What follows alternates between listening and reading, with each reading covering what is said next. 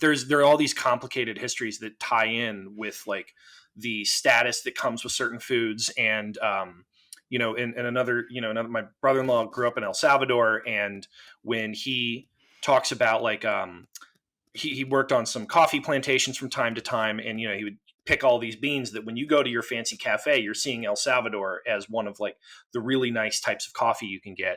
And when we would go to like places that he would hang out in El Salvador, when I was visiting him and my sister there, they're serving Folgers.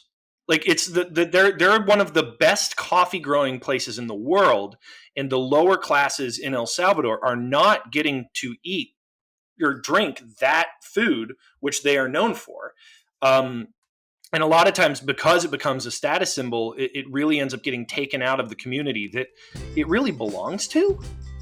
Hey there, I'm Keilani Palmisano, and welcome to another episode of Power Dining. Today's episode explores culinary travel, a huge industry that also has had a massive impact on communities around the world, both good and bad.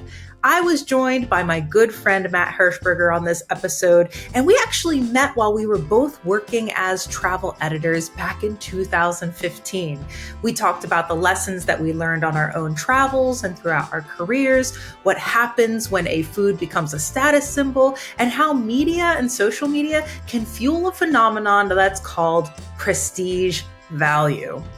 This was a complex conversation to navigate because it's a really nuanced subject, and we don't want to discourage people from traveling. Traveling is an incredible experience that can help grow one's confidence, it expands people's worlds, and increases empathy for others. But at the same time, we should still try to be as cognizant as possible of not just our impact when we travel, but the impact of how food is presented in media, how companies capitalize on trends, and whether or not local governments are stepping in to regulate these industries. This is a really fun one, and it's a deep one too. And I'm actually pretty certain that we're going to have a part 2 of this topic because we barely scratched the surface with this one. So with that, enjoy. Welcome to Power Dining, the podcast that digs into the power structures, power moves, and power dynamics in the world of food. Today, we're talking about the power of culinary travel and how crossing the globe just for a sip of cat poop coffee in Bali and eating your way through trendy destinations like Tulum has a dark side to it. Dishing with me is Matt Hershberger, author, stay-at-home dad, and writer and podcast host behind Better Strangers on Substack. Matt and I have both worked as travel editors and have seen firsthand the impact media has on influencing culinary travel and the power the industry has on communities around the world. Matt, have you ever been a culinary tourist? Yeah, as I've gotten older, that's pretty much exclusively the type of tourist I am. I did want to come clean on something fairly early on. A few years back, went to Iceland, and I went to a restaurant, and they had a bunch of Icelandic food, and I was like, oh, I'll take this platter. What's on it? And she listed a few things. Then I came out, I ate it. One of them tasted kind of like a steak, but like a little bit salty. I was like, this is delicious. What is this? She said, oh, it's minka. And oh my goodness. Yeah. And you know how I feel about whales. I love whales. And I was like, what's minka? You said that. And she was like, oh, it's a whale. And so look, it tasted really good. I am not okay with having eaten whale. That's the most culinary touristy thing I've done, and I hope the most unethical thing that I've done. But yeah, I know we're going to mention that, and I know that there might be times where I'll sound high and mighty in this, and I just wanted to come out from the start and say that, I've done maybe the worst thing you can do as a culinary tourist, so... It happens, and the whole point of any of this is to grow and learn and understand. It seems like you were in a situation where you didn't know, and that's the whole point of like this podcast. It's also the whole point of working in food and travel media. I mean, I have not been perfect in my career or job. It's like the whole thing has just been, it's been a learning experience. And saying that now, it's like, Yeah, my job is almost exclusively in the culinary tourism world, in addition to having been a food and travel editor at Mhm. USA Today with the 10 Best brand. I host Check Please Philly on WHYY in Philadelphia. I also host and write Delishtery on PBS Food. And my whole career is in this realm. And I gotta say, like, I've learned a lot over the years. I have not eaten whale, but I also have not been to Yeah. Iceland. And I'm sure that, what do you remember what year it was when you went to Iceland? Yeah, this is 2012. Minka is Okay. not an endangered whale. It is legal. That Oh, doesn't, yeah. legal doesn't make it moral, But obviously. I think back in Um, 2012, people weren't having this discussion. I yeah. think, like, we'll get into it a little bit later, but they now have a campaign called Meet Us, Don't Eat Us. But I Mhm. think this year marks a decade of it. So Yeah. it had either I not was started right or before just I stood started. in right before that started, I think. But Yeah. I still don't, I knew at the time that it wasn't something that I was okay with, and it's not something I would have ordered. But also, once it was in front of me, I was like, well, it died, and it's on my plate, and so like Oh, yeah. I did keep eating after that. Like I did finish it after she told me, but that was more because I'm just a lifelong member of the Clean Plate Club and can't handle leaving stuff on the plate. So, Well, I mean, yeah, we all grow and we all learn. And I think it's good to have awareness of yourself. And that's what we're going to kind of dig into. So, culinary tourism, what is it for people who don't know? It is exactly as it sounds. It's when people travel to a place intentionally seeking out culinary experiences, traditions, and the customs of that place. And this can include like food festivals, destination restaurants. Like if you've ever seen any type of Michelin guide or the James Beard Awards, they're really promoting restaurants in certain destinations. This could also be cooking classes and just overall just trying the local foods. Some of which in some countries are protected geographical indications. There are over like 65,000 of them in the world. And that's going to be like a whole other episode you're of this the expert on show. that one. Oh, I have been studying it since like 2017. The subject of the fact that of food becomes synonymous with the place that it's from, it Mhm. just fascinates me. But I mean, that's a huge driver. I often say it's like, yeah, these protected geographical indications, that's when a food from a place becomes protected by law. So the most famous one is champagne. Mhm. You can't call champagne champagne unless it comes from the Champagne region of France, with a few Mhm. exceptions here and there. And that's like, it's like, okay, it's kind of a law, but it's like really about marketing. Yeah. Yeah, and and before we start going into like some of the things that are terrible about it, it does there are really good sides to it. As you've I know you've mentioned like it can preserve culinary traditions, but it's also from my experience, it's been one of the most meaningful ways of actually engaging with the local culture. Because a lot of the stuff you do, you're going to a hotel, you're going on tours, you're going to like museums and stuff. But when you're actually eating in a place, you're really engaging with a lot of the times you can engage with like the local people and with the local food, and it's just a lot of my best travel experiences are like I think of like I went to an asado in Brazil. Oh, I did yeah. Parisia in Argentina, where it's just every part of the cow and just tons of wine, and then super hungover in an English pub, a full English breakfast, and like those types of things are the things that I really remember the most from certain trips in different places, and I think where I probably got I would just sit and talk to people who are from there, and it's really kind of the best time to really interact with a lot of the people in that area. So I don't, I know we're going to go through stuff that's hard about it, but it also I think is maybe the best way to engage with a place like through its food. I've never found that. Absolutely. Yeah, there's a lot of good, like it can bring a lot of money into an industry, it can bring a lot of money into a region, it can promote jobs and empower people that are from those communities. There is a lot of positive, and it is a good way to connect with other cultures because it's like we all eat, and foods across the world have stories and traditions behind them. And I think that when you develop an appreciation for the food and where it comes from and who is making it and the cultures behind it, like that is a really intimate and amazing experience. Like one time in Israel, I traveled to Israel with my friend whose family lives there. And so we went hiking toward the north, but it was near Druze villages. So I think a lot of people think of Israel, and it is a very multicultural, tiny country, the size of the state of New Jersey.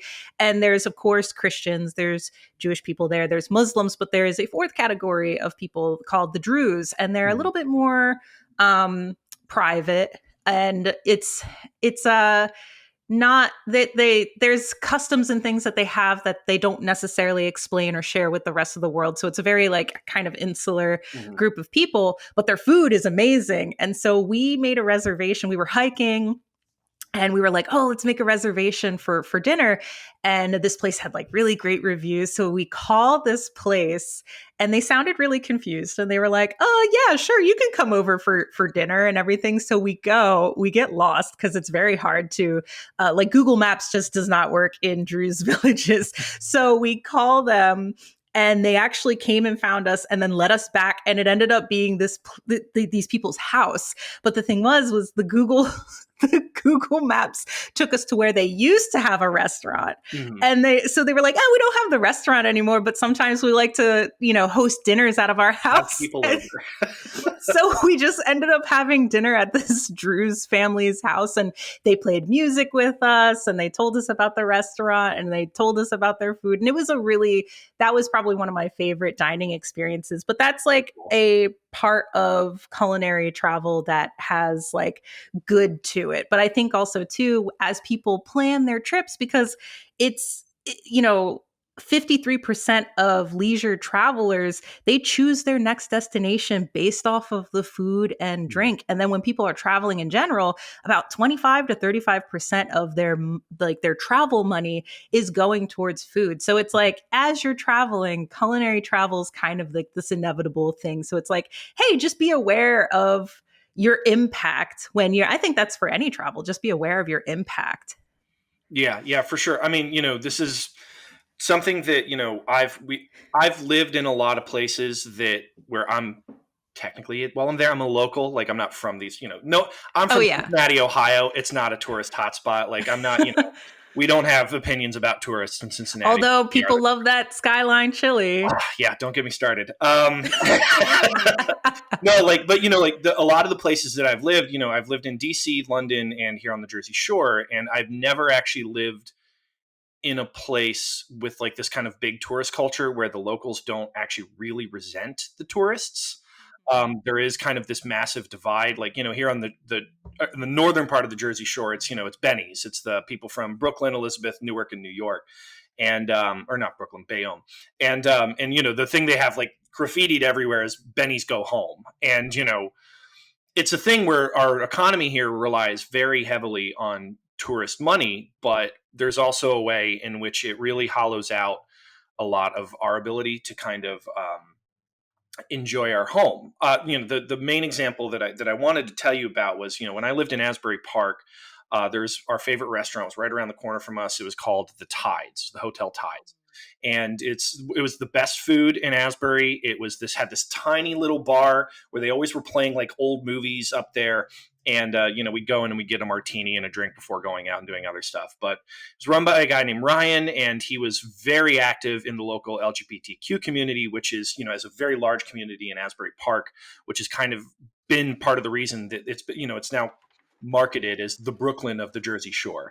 Oh my gosh. Yeah, which is a bit much, but it is. I can kind of see it. Yeah, it is kind of like the hipster part of the Jersey Shore, but it's got this extremely LGBTQ friendly community. And one of the main places that this was centered around was the Hotel Tides. And it was because of Ryan. He had a chef that I don't know the chef's full name, but we called him Chefry. And it was this amazing food, and Ryan always made sure he had art up on the walls from local artists. They had local musicians coming in. Shortly before the pandemic, the Tides was sold to a new couple who said they were going to keep the same staff, keep it the way it was, and then the pandemic kind of gave them an excuse to sack everyone. And so when me and my wife Steph found out about this, we're like, well, we're never going back to the Tides. Like, how could they do this to this section of the community? But they made it into, it's now called the Saint Laurent Social Club. It's extremely high end, very bougie. They gutted the What? entire inside.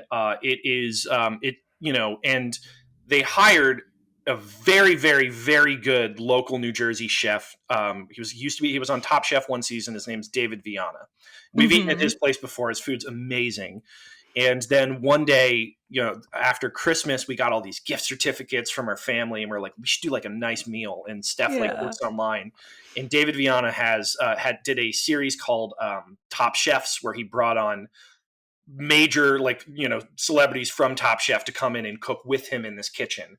And one weekend, one of our favorites was Joe Flam, who was the winner from a few seasons back, came in from Chicago and cooked. And you're literally sitting there with like David Viana and Joe Flam while they're cooking this amazing food, and it was fantastic. And we were kind of like, all right, if this were any other place, we'd go to it. I felt very guilty going in. It was surreal because it was a completely different building.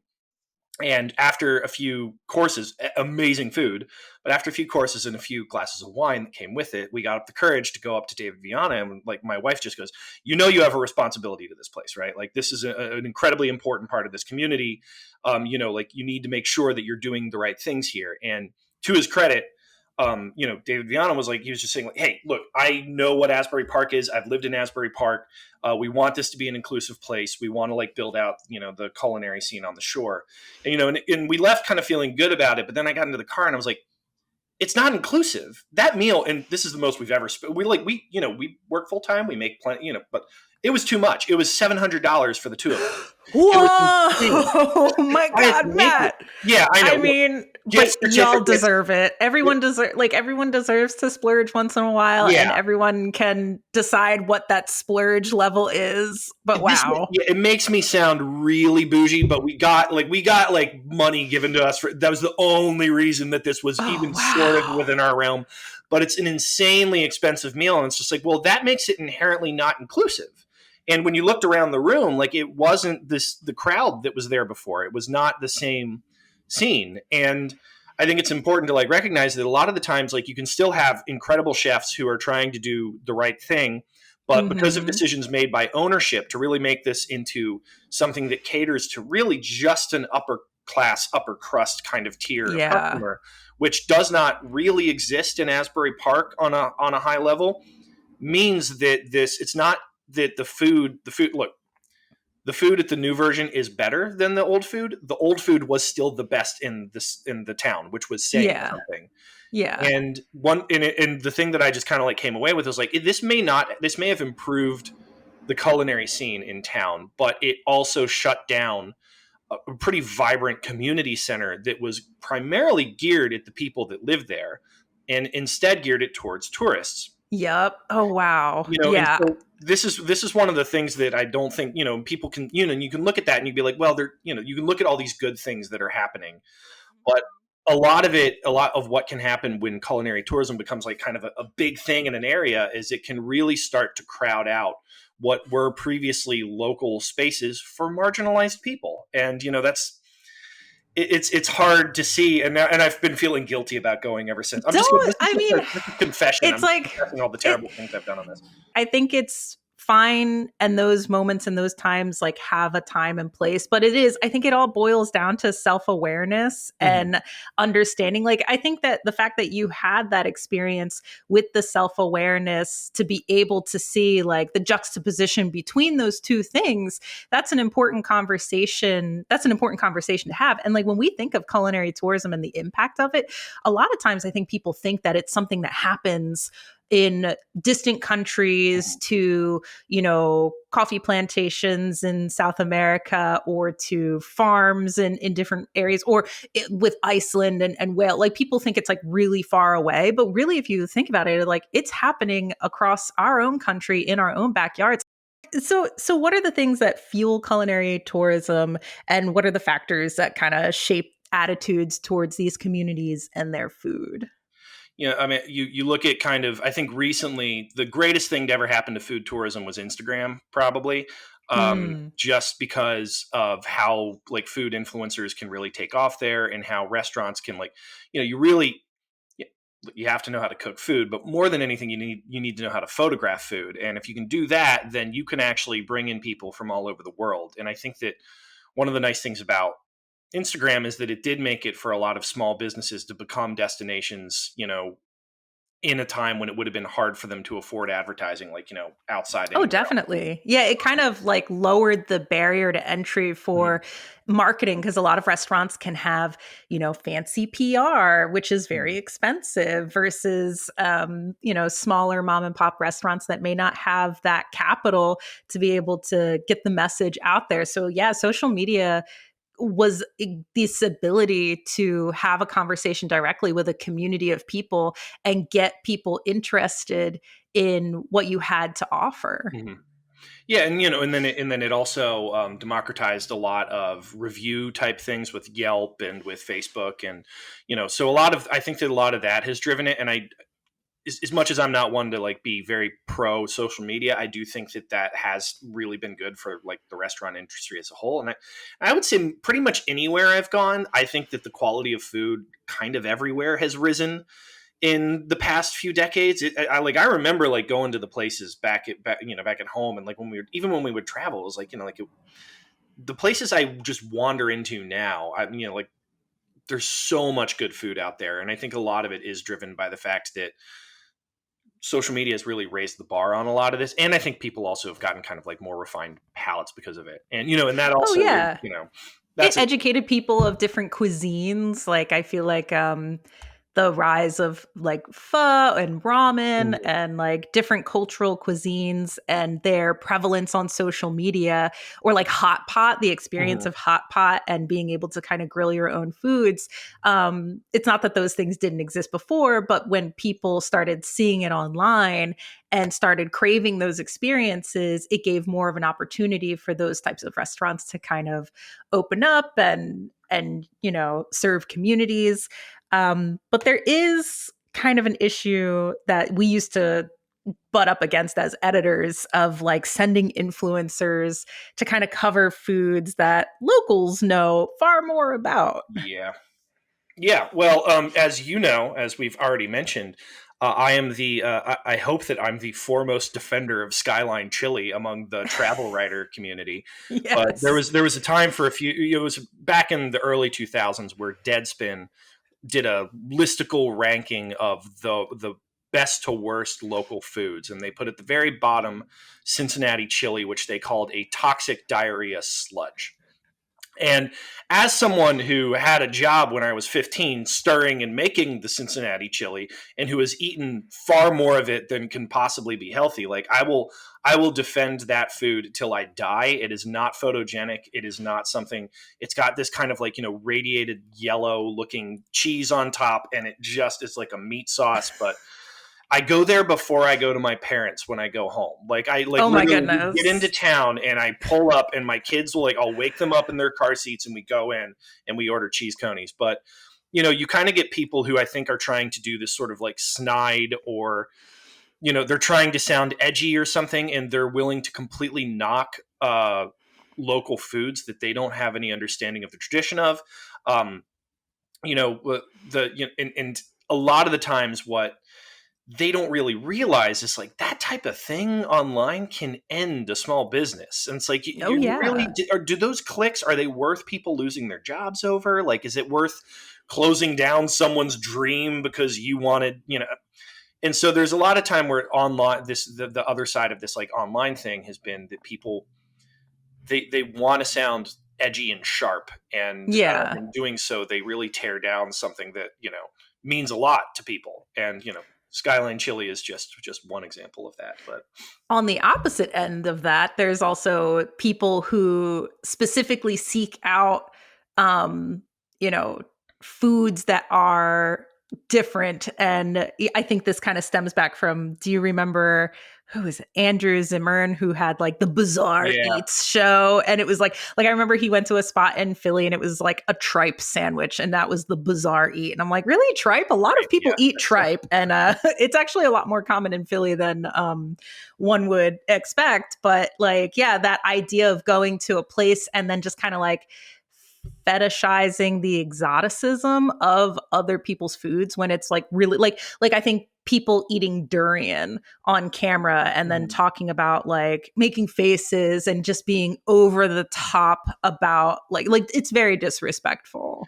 Yeah, and I didn't watch as much of the bizarre foods. I've always been, obviously Anthony Bourdain is kind of like the gold standard for travel food writers, but Mm-hmm.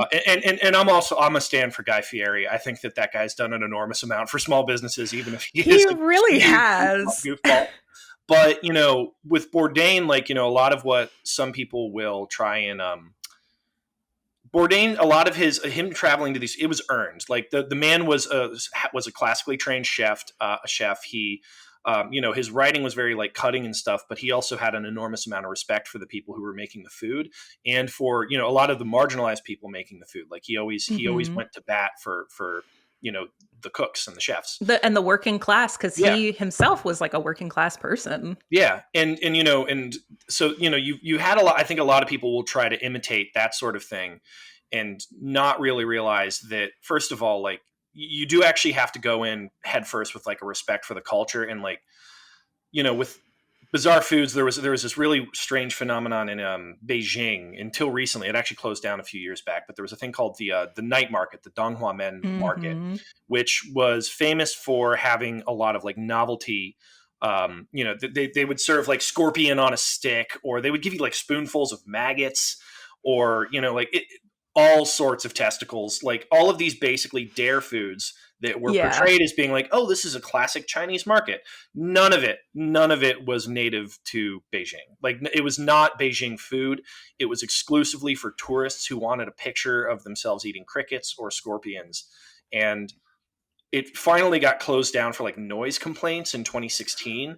But, yeah. I mean, I think they were looking for an excuse, but it was upsetting to a lot of people because I was briefly lived in Beijing and people hated it. And they were like, like this is it's crass. And it also has this kind of like very colonial Temple of Doom, monkey brain soup kind of approach to it, where rather than just like respecting a food and understanding that some people eat perfectly reasonable things. Like there's nothing wrong with eating bugs. Most people eat bugs. Most cultures eat bugs. Oh, but, yeah. It was a thing like making ours superior and like you're going to this place and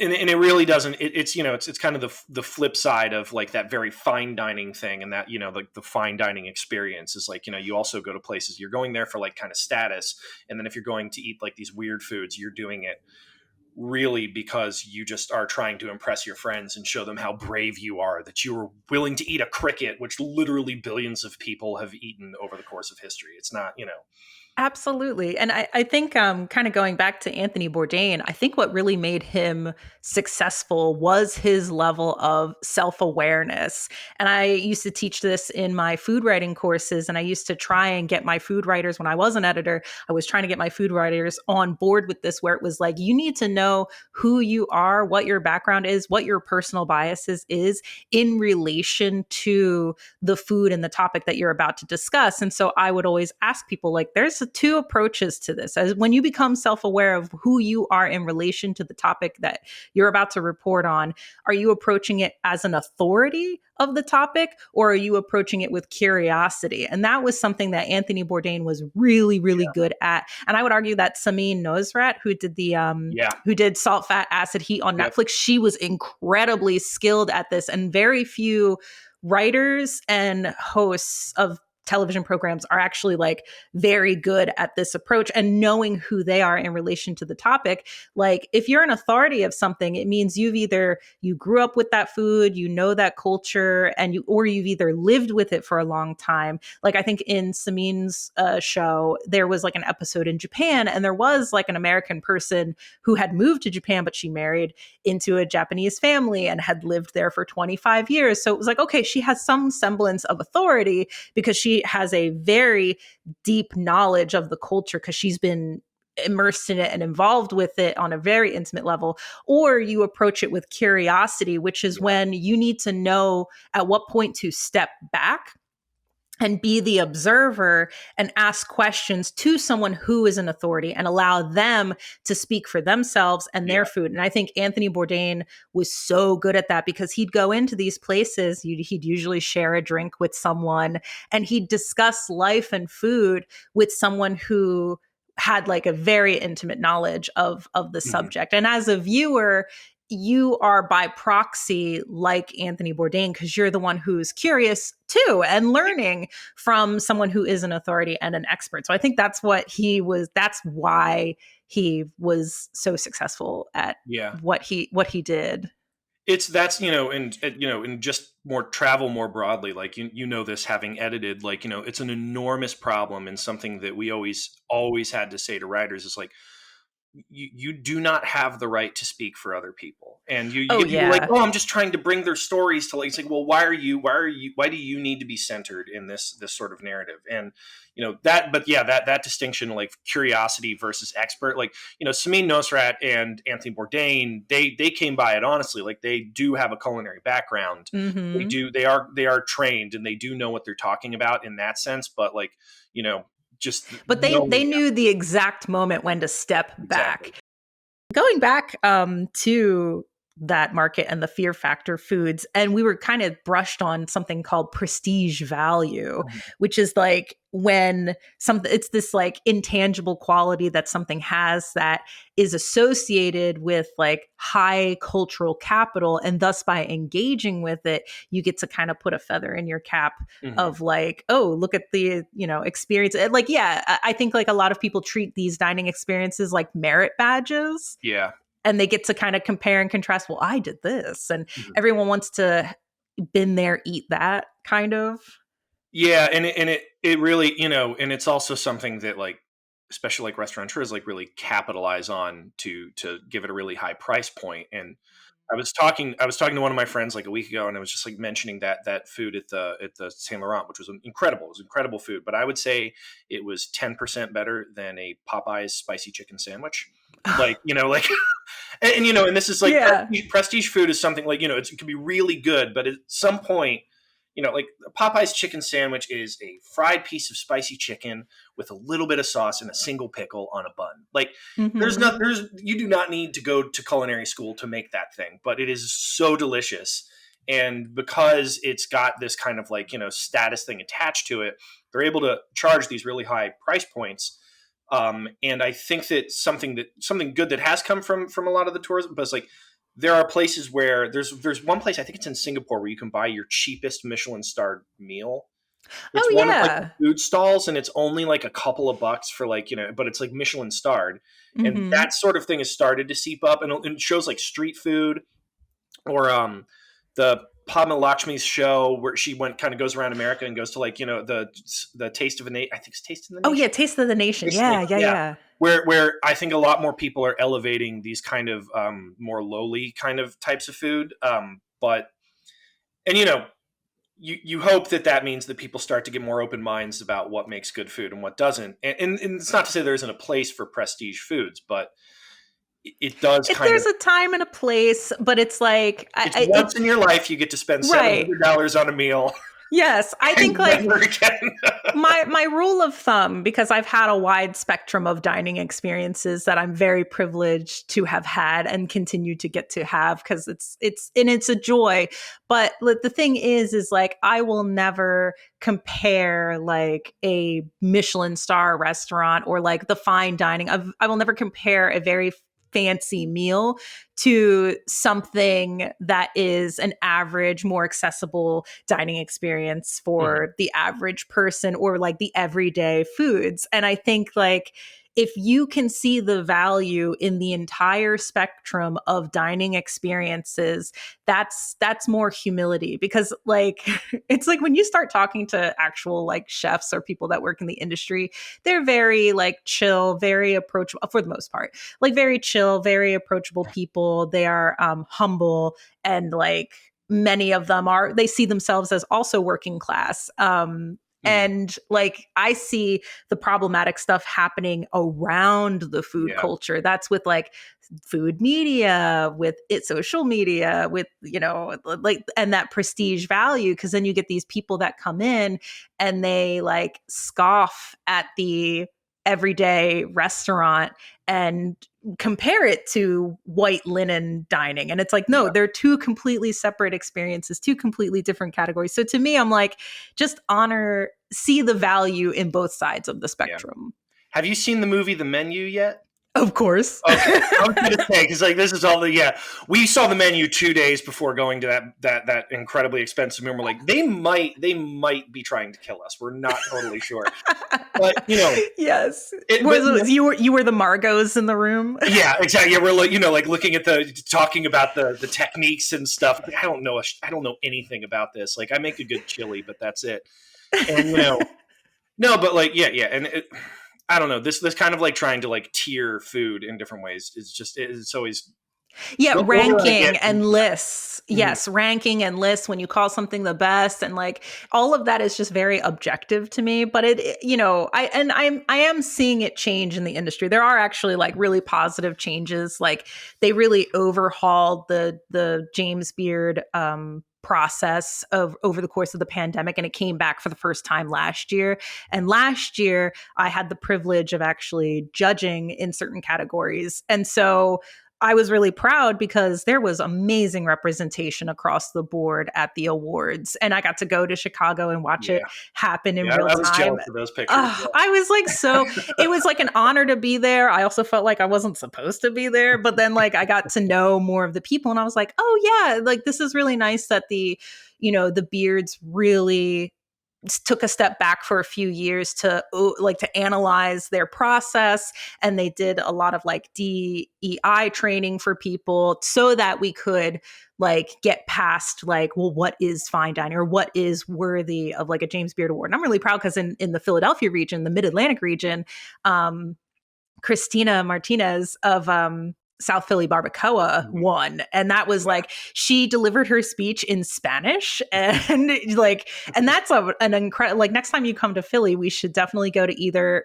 Casa Mexico or South Philly Barbacoa. Cause like her cuisine is amazing.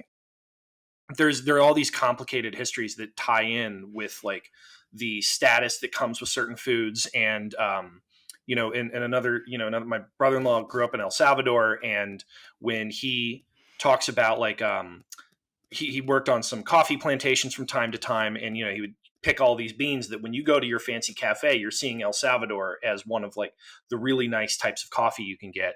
And when we would go to like places that he would hang out in El Salvador when I was visiting him and my sister there, they're serving Folgers.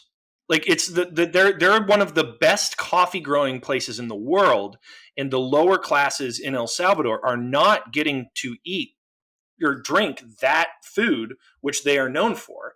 And a lot of times, because it becomes a status symbol, it really ends up getting taken out of the community that it really belongs to. And so, Totally. Yeah. it's interesting how like kind of like in the history of coffee in El Salvador and of like colonialism in El Salvador is absolutely brutal.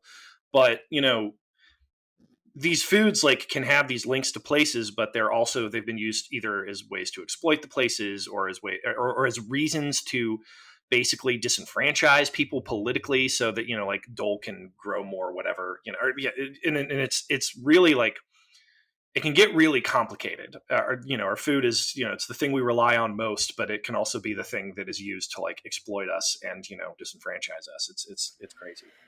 I mean, and that's the power of it. I mean, not to be dark, but it does have a really big impact. I think, when you think about communities that have become popular food destinations, like I think over the years, Tulum got like really big in Mexico as like kind of like a resort town. And oh, sorry, there's like the trash truck coming along too, if you hear any squeaking.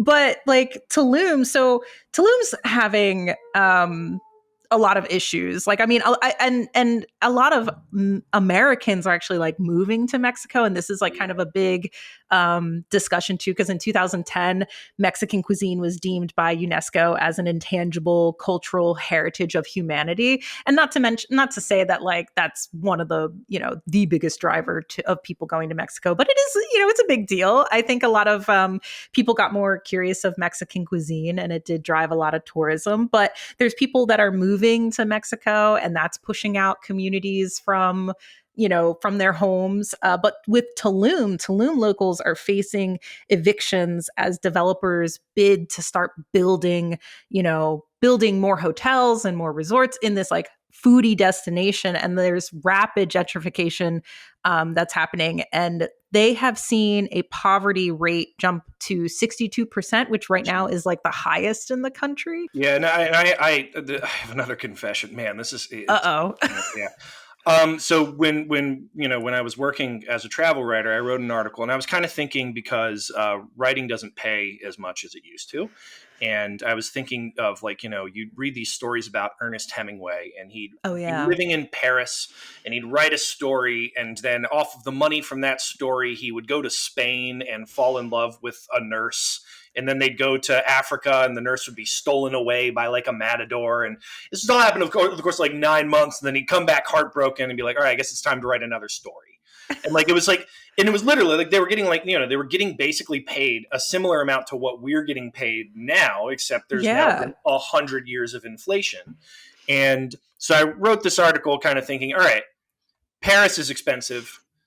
Pretty much everywhere in the United States is expensive. But one of the reasons that Paris was such a main cultural hotspot was because it was so cheap. And so that's why George Orwell and F. Scott Fitzgerald and Hemingway and, James Joyce and all of these big people back then were living in Paris, because they could afford it. It's like, where's that place now?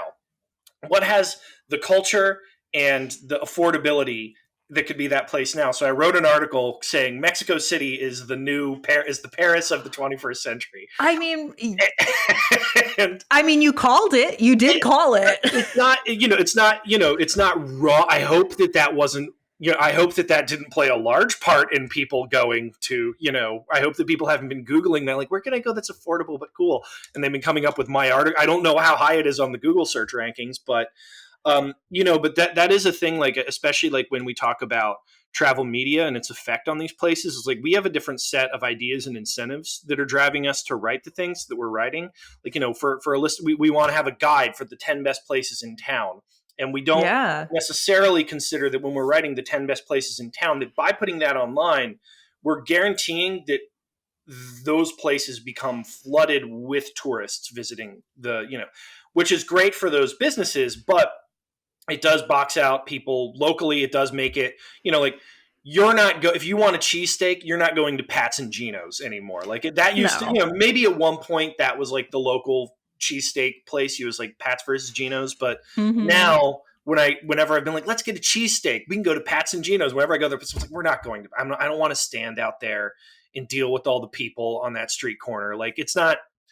And so like these kind of cultural things that we do, because we're trying to we think that we're trying to like share something great about an area, but because of like just the nature of mass tourism, a lot of the times it can really lead to stuff that fundamentally shifts what the place is. And like, you go to the Louvre and, you'll find entire halls that are empty. And then you go to the Mona Lisa, and every single day and it's packed, 300 people, and they just go up there and they take a picture. They're like taking a selfie with it. And it's like, you could do that with a green screen. It's not, but no one's lingering on it. They're not taking time on it. And then it's because there are these places that become famous. This another non-food example, but there were the love locks on the bridges. Oh my gosh, yes, I remember those. Parks and Rec did an episode where Leslie Knope and Ben put a little lock on one of the Paris bridges saying that they love each other. There were so many locks that ended up on that bridge that they were worried it was going to collapse into the Seine. Like the weight. Yeah. You put tens of thousands of locks. That is a lot of weight that those things weren't built to handle. And this is happening all over Europe, where bridges, people just started putting locks on things. And so mass tourism, even if you as a writer are trying to share something that's nice, as stuff starts to stack up more and more, and as people mention the same places more and more, it really can warp what the place is. I know I have not been perfect in my career, and I'm fairly certain that like I have edited stories like, "Ooh, top most expensive coffees in the world," and I'm fairly certain that like the cat poop coffee Ugh. has come up in multiple stories that have come across my desk. And so cat poop coffee, Kopi Luwak, Kopi Luwak. I think that's how it's Yeah. pronounced. It's a coffee that is in different parts of Asia, but I think it's predominantly in like Bali, or it's very popular in Bali. But so there's these civet cats. I know they're called cats, but they're closer to mongooses, but they're Mhm. called civets. And so this used to just kind of happen naturally, but they used to be pests in coffee plantations and coffee fields, where they would just eat the coffee, some of the coffee berries, and then when they would poop it out, I guess someone decided like, "Hey, let's just brew this cat poop coffee." But I guess, I guess the way that the cat digests it, it ferments perfectly in their digestive system, and then when they poop it out, apparently it's very, very smooth. It's got like rich, like taste notes, but it is it is like very popular among like tourists again who are looking for those exotic experiences. And Right. also the price point of this coffee, I think like in some areas a cup of coffee can be anywhere from like $80 to Yeah. $100, which is totally like outrageous. So because of the demand, here's where it gets a little bit dark. Because of the demand for this coffee, now there's people who keep these civets in captivity. They have like, I think I sent you a video from ABC Yeah. News Yeah. It was where like, upsetting. I know it was so depressing. Like they had, what was it, 102 Yeah. civet cats or civets in the in this like in cages that they are never allowed to get out of. And you just see them, they look really agitated. They look like, because they're very solitary animals and they're very territorial. So to be like locked up in a small confined space with other civets Yeah. is just like really agitating to them. And then they're like almost primarily and exclusively feeding them coffee beans, which is not Yeah. all It's that not they their should be eating. diet. Like they Yeah. should have more of a diverse diet. But yeah, what did you think about that ABC News report? Yeah, I mean, I'm sure I put that into a listicle at some point, like, and like, Oh yeah. I have no moral authority here. It was probably like weirdest foods around the world, so I can't. I mean, Um, if we remember where we were working at one yeah, point. I mean, look, I was actually required to do We that. were like young and in our 20s, and new media was still new. It Yeah, was like what, 2014, yeah, it was 15? a lot Yeah. of listicles, a Oh lot of yeah. listicles. But one of the things that struck me about that video was that the Copy Luwak became famous because of the worst movie to ever happen to travel culture, which was The Bucket List. The Bucket List is, I have to be honest, I have not seen it. I haven't I've either, to be read the. I was honest. last night. I was like, I was because I was preparing for this. I went to Steph and I was like, "Hey, can we watch the Bucket List tonight? I just want to know what I'm talking about." And then it got to the night and I was like, "I don't want to watch the Bucket List. Let's just go to bed." But a lot of the way that travel has been discussed over the past few Yeah, the way decades, it's framed. yeah, Yeah. has been around bucket lists. And and I think that that's a pretty dark way of looking at travel. First of all, a bucket list is a death threat. It's like things you do before you die, Oh and yeah. it's inherently kind of consumerist. It's inherently like you're just ticking boxes off, and that's not something where you're really engaging with the places. And if you've got a big long list of things you need to get through, you're just going to go in with a different attitude towards travel. And with those sorts of, especially with stuff like the that coffee, like a lot of the time we'll watch stuff which shows how like these animals are being exploited. And I think that it's easy to kind of like get on a high horse about like, well, these people shouldn't be torturing these animals. It's like, okay, well, they're selling coffee to the West. The amount of money these people are willing to spend on cat poop coffee versus how much money is in that community, Mm-hmm. there's no way that is the fault of the people in that community who want to make money off of these sorts of things. Like, yeah, it's messed up. And I'm sure that, like there are people who would be like, well, no, I'm not going to torture a Asian palm civet just so that I can make a little bit extra money. But there's always going to be people who don't want, who have family to feed and things like that. And just the difference between the amount of money that we have in the global north versus a lot of the places that we go and do these exotic kind of tourist things in, Mm-hmm. means that it's just it just is going to build a really kind of like toxic sort of interaction. And like this is a thing in Cambodia where, because there are all these orphanages in Cambodia, which was originally for the because of the war, Mm-hmm. there's become a market for orphans because Westerners like to come to these orphanages and kind of like, volunteer for a little bit. And it became a thing where they were finding out that like, some parents would go to the orphanage and go like, take the kid for a day and we'll say they're an orphan. And it was a way to make money. And then some places where it was actually human trafficking, and it Oh was my human trafficking to God. serve. Yeah. And this is going, some version of this will happen pretty much anywhere where you've got that sort of interaction between such enormous wealth and such extreme poverty. Like those combinations are always going to result in some sort of exploitation and in some sort of abuse, and it could be people, and it could be, these civets. Yeah, when there's an incentive to have civet coffee available to tourists who are going through Bali, or to have civets. Like, after I watched that ABC News report, there were recommended videos on the side, and nearly every single recommended video was just about, I got to try the cat poop coffee. Yeah. And like I watched one, and it was like this couple who, I guess they were just filming for the day. They didn't really have any plans, and they ended up at this like cafe where they saw the civets. So it's like there are even places where they have civets for people to kind of pet and oogle at. Yeah. And like this civet was actually like trying to bite the blogger. Like it just seemed really agitated. And so it's almost impossible. Like, I guess there's a theory of like, oh, well, is there wild civet cat poop coffee? Which is like, there's almost no way to even know. Like, the industry has become so Yeah. commercialized that there is no way to know if this coffee is actually being sourced from the wild, because like, I think it's like, if you don't find it within 24, if you don't find the cat poop within 24 hours, it starts to grow a fungus. So like, you really need to be on this poop, following that civet around. you, Yeah. you need to be there to catch the poop as it's happening. But yeah, when there is kind of this economic incentive, it can promote these industries that can be really dark. And kind of going back at the beginning, the Icelandic whale, there was a period of time where like whaling kind of stopped, but then, as like they say that the only people that are eating whales in Iceland are the tourists. Yeah. And that was kind of what was driving it for a while. But it is there is like, people are, as they become more aware, because that's the whole point, it's awareness.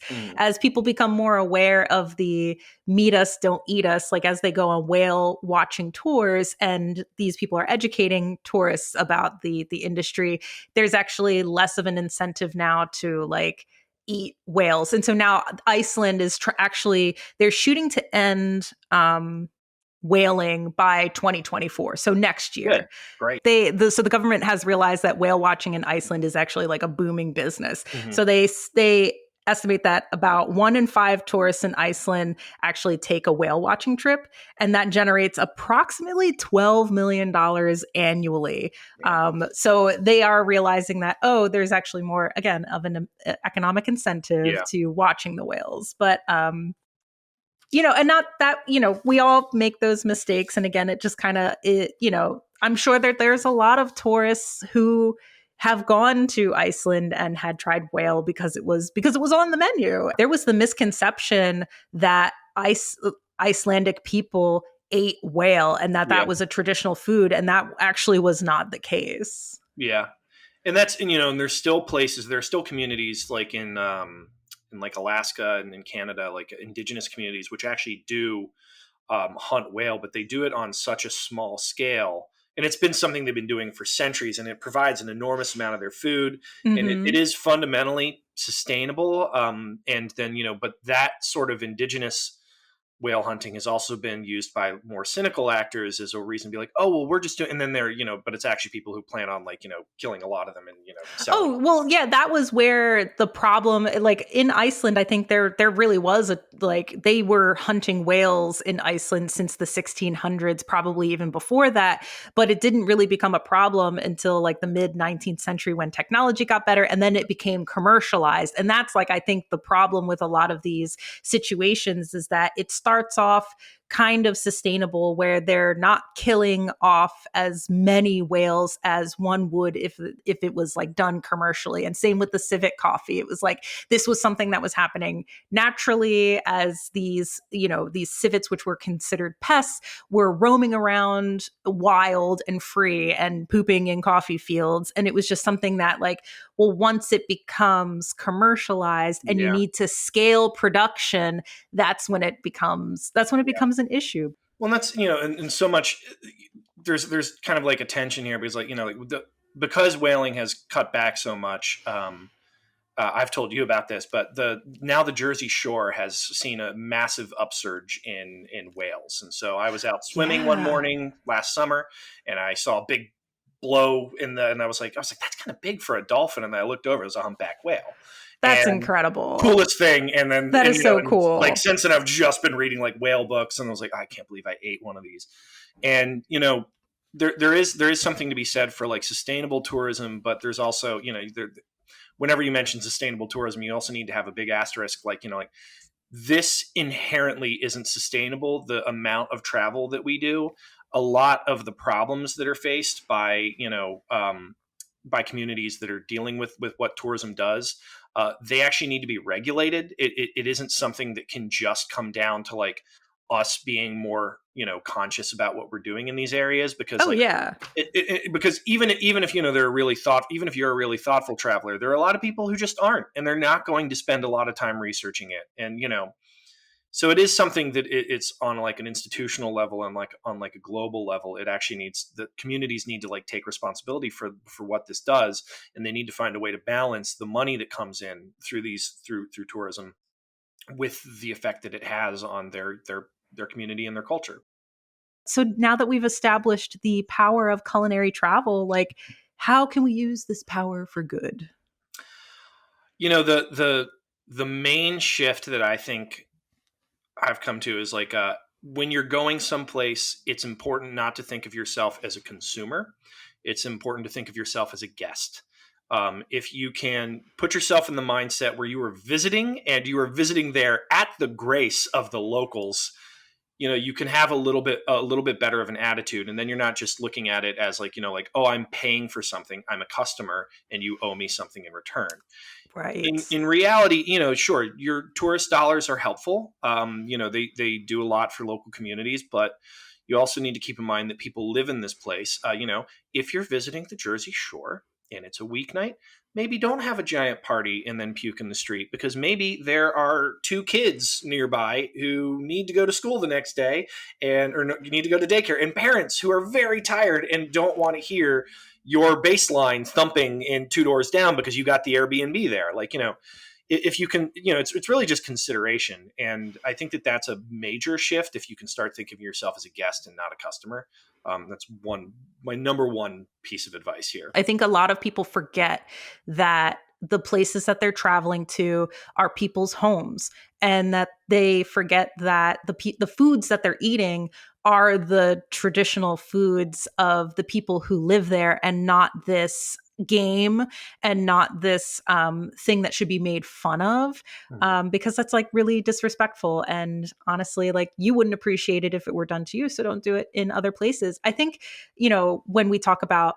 traveler versus tourist, I think, if you do get an Airbnb somewhere, which also has its own implications and whatnot, but if you do, because it is a huge part of our market and economy now, think of yourself as living like a local there for a little bit. Go visit a local farmer's market, cook food in your Airbnb, go visit the like local restaurant or dive bar, and just like consider like just live as though you were, an average person living your average life there, and not, like you said, like not as a consumer in that place. Yeah, and that's, you don't have to Google what the best place to eat at is. You can just ask someone that you meet. Like, I think that when we're talking about, like, from a media perspective, like, we definitely should. One of the things that needs to be done is center the local influencers more than having, like, people coming from outside and, like, being then like parachuting in. Yeah, like, find someone locally and promote them. So one thing I think that people can really consider when they're traveling to a place is consider slow travel. Try and one of the things that our current model of travel is inherently unsustainable. You're flying long distances to spend a week in a place. It's got enormous carbon emissions attached to it. It's got all of these, like, kind of mass tourism, these negative effects that come with it. But if you ever get a chance, and I understand this is something that comes with a lot of privilege, but if you ever have, like, time between jobs and you can do a long period of time in a place and you can go live there for a little bit, or if you can work remotely from a place and actually, instead of, like, doing a blitzkrieg trying to get in everything you possibly can, if you can take a much slower time, that's a much more fulfilling way of traveling. And it's also a way that I think that you can get around a lot of those negative, very unsustainable aspects of it. So that's not something that everyone can do. It might be something you just get to do a couple times in your life. Like, maybe you can figure out a gap year, or you can just, find a remote job that allows you to work from somewhere. But that's definitely something that I'd recommend if you're trying to find ways that this stuff doesn't. And also, if you're there for a long time, you're going to find out the awful travel cliches, the hidden gems, but you are going to find the places that are actually, cool and that aren't on every, Photos or Michelin, or, it's not going to be on every guide. So definitely taking more time with it is a good way to go if you can manage that. That's a good idea. And I think not having, like, your blinders up, because we kind of go in with, like, an expectation of what that place is going to be, but just also be mindful that places evolve over time. And it's fine and cool to do, like in Philadelphia, it's fine and cool to do cheesesteaks and do the historic things. But at the same time, like, the community has evolved and there has been a lot that's changing. And so go see things that are more contemporary, see where the city has been, and now also take a look at where it's going. Yeah. Exactly. It doesn't just have to be cheesesteaks and the Mummers Parade. You can follow Power Dining on Substack as well as on Instagram at Power Dining. Every other week, I'll have guest experts, chefs, and food lovers on the show to delve deeper into everything from the complex relationships we have with food to its impact on us and the world. If you're interested in extended interviews, bonus episodes, and more, consider becoming a paid subscriber to the Power Dining Substack. You can follow Power Dining on Substack as well as on Instagram at Power Dining. Every other week, I'll have guest experts, chefs, and food lovers on the show to delve deeper into everything from the complex relationships we have with food to its impact on us and the world. If you're interested in extended interviews, bonus episodes, and more, consider becoming a paid subscriber to the Power Dining Substack. Power Dining is hosted by yours truly, Keilani Palmisano. The music at the beginning and the end of this podcast is Who Do You Think I Think You Are by Mini Vandals. At the moment, I'm working as a one-woman band, producing, editing, and bringing these stories to your ears. So if you're liking what you're listening to, be sure to subscribe. You can also support me by engaging with the show and following me at Keilani Says, that's Kaelani Says, Says, on TikTok, Instagram, and Twitter. Until next time, bye for now.